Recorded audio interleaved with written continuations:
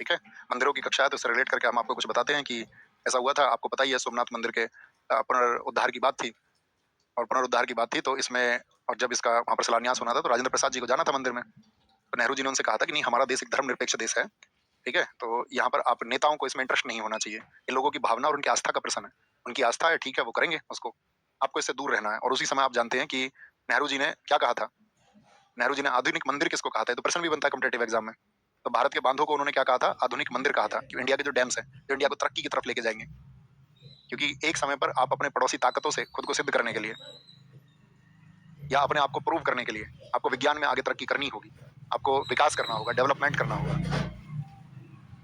सरकार लोगों के ऊपर कर्ज थोपती चली जाए। आपको पता भी है, आज देश की जीडीपी का कितना हिस्सा कर्ज में है। आप क्या जानते हैं? आप आज हमारे देश में एक बच्चा जन्म ले रहा है तो उसको कितने कर्ज के साथ पैदा होता है? कैलकुलेशन की? क्या चल रहा है? तो उन्होंने कहा कि भई जो राजनेता है उनको मतलब नहीं होना चाहिए मंदिर मस्जिद से और सभी लोगों का जो राजनेता है जिनको ज़िम्मेदारी दी गई है उनका काम है देश के विकास का। ये देश की आज़ादी के समय की बातें मैं बता रहा हूँ आपको कि देश की आज़ादी के साथ में जब देश आज़ाद हुआ तो कर्तव्य था उस देश को आगे ले जाने का। वहाँ विज़नरी लीडर्स की ज़रूरत थी जो देश में एजुकेशन के लिए क्या करेंगे, हेल्थ के लिए क्या करेंगे, इंफ्रास्ट्रक्चर के लिए क्या करेंगे, प्रोडक्शन के लिए क्या करेंगे, उनकी क्या समझ है। आज आप देखोगे ना सारे विकासशील देशों में सबसे ज़्यादा कर्ज की स्थिति में हम हैं।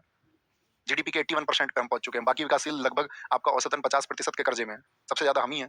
सबसे ज़्यादा भूखे भी हम ही हैं।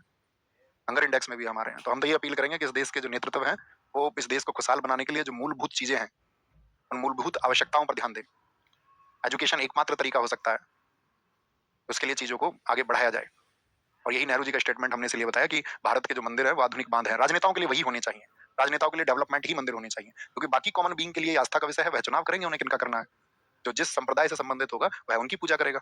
वह उन्हीं को पूजेगा और हम हिंदुस्तान में सब लोग आपस में एक-दूसरे का सम्मान करते हैं। क्योंकि हमारी धार्मिक भावनाओं का सम्मान तभी कोई करेगा ना, जब हम सामने वाले की धार्मिक भावनाओं का सम्मान करेंगे। तो ये आम जन का विषय है। बाकी आप ख्याल रखिए और 15 अगस्त कल है तो जब आप आज़ाद हों तो उस मानसिक गुलामी से भी आप आज़ाद हों, जो आपके दिमाग पर थोप दी गई है, किसी के द्वारा थोपी गई है।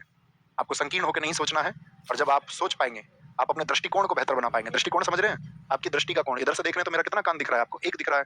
अगर हम ऐसे खड़े होंगे तो कितने कान हमारे दिख रहे हैं आपको? 2 दिख रहे हैं। तो ये आपकी दृष्टि का कोण है। आप किस दृष्टि के कोण से सोचते हैं? इसी को बोलते हैं दृष्टिकोण, नज़रिया।